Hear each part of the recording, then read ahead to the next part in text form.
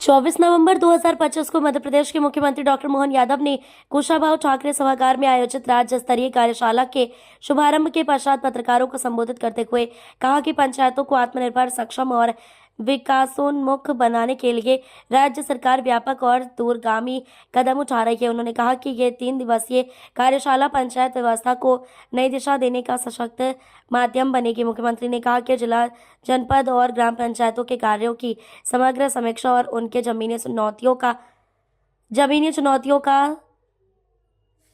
चुनौतियों को समझने हेतु सरकार स्वयं पहल कर रही है। कुआं प्यासे के पास आया है, इस भावना के साथ सरकार पंचायतों के बीच आकर संवाद, चर्चा और प्रशिक्षण के माध्यम से समाधान खोज रही है। उन्होंने बताया कि 74वें संविधान संशोधन के बाद पंचायतों को अधिक अधिकार देने की दिशा में राज्य सरकार निरंतर काम कर रही है। महात्मा गांधी के विचारों का उल्लेख करते हुए उन्होंने कहा कि भारत की आत्मा गांवों में बसती है, इसलिए आत्मनिर्भर भारत का वास्तविक स्वरूप पंचायतों के माध्यम से ही साकार होगा। अमृतकाल 2047 के लक्ष्यों में पंचायतों को मजबूत भागीदारी सुनिश्चित की जाएगी। मुख्यमंत्री ने जल गंगा संरक्षण अभियान में उत्कृष्ट प्रदर्शन के लिए खंडवा सहित कई जिलों को बधाई दी। उन्होंने प्राकृतिक जल स्रोतों, तालाब, बावड़ी, कुओं आदि के वैज्ञानिक पुनर्जीवन पर बल देते हुए बताया कि पंचायतों के सरपंचों को अब 25 लाख रुपए तक व्यय करने का अधिकार प्रदान किया गया है, जिससे स्थानीय स्तर पर त्वरित विकास कार्य संभव होंगे।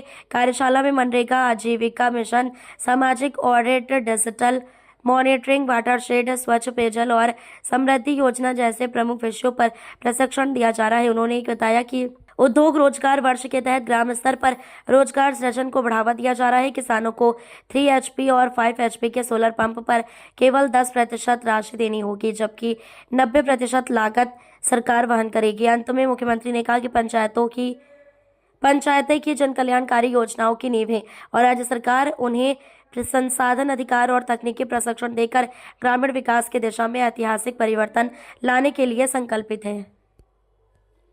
भोपाल कुशाभाऊ ठाकरे सभागार में पंचायत ग्रामीण मंत्रालय द्वारा 3 दिवसीय एक जो कार्यशाला का आयोजन किया जा रहा है, जहां जिला पंचायत के अध्यक्ष, उपाध्यक्ष, जनपद पंचायत के अध्यक्ष, उपाध्यक्ष, सचिव और सरपंचों के माध्यम से ग्रामीण पंचायत विभाग के विविध प्रकार के कामों को लेकर के मेरी अपनी ओर से शुभकामना।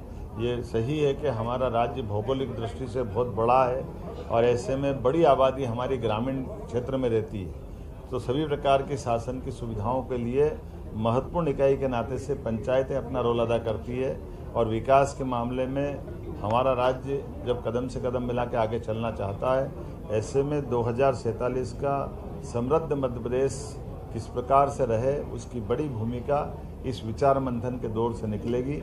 मेरी अपनी ओर से सभी माननीय सदस्यगणों को, सरपंचों को, अध्यक्षों को बधाई। एक घोषणा माननीय मंत्री जी के सुझाव पर हमने की है कि जिला पंचायत के उपाध्यक्ष और जनपद के उपाध्यक्ष जो शिक्षा समिति के अध्यक्ष होते हैं, ये जब शिक्षा विभाग में जाएं, शिक्षा संस्थान को देखें, तो इनका दौरा प्रभावी बने, शासन उसको गंभीरता से लेगा, उनके बताए गए सुझाव पर भी अमल करेगा और उनके माध्यम से हमारे शैक्षणिक गुणवत्ता के लिए जो बेहतर हो सकता है वो सब करेंगे।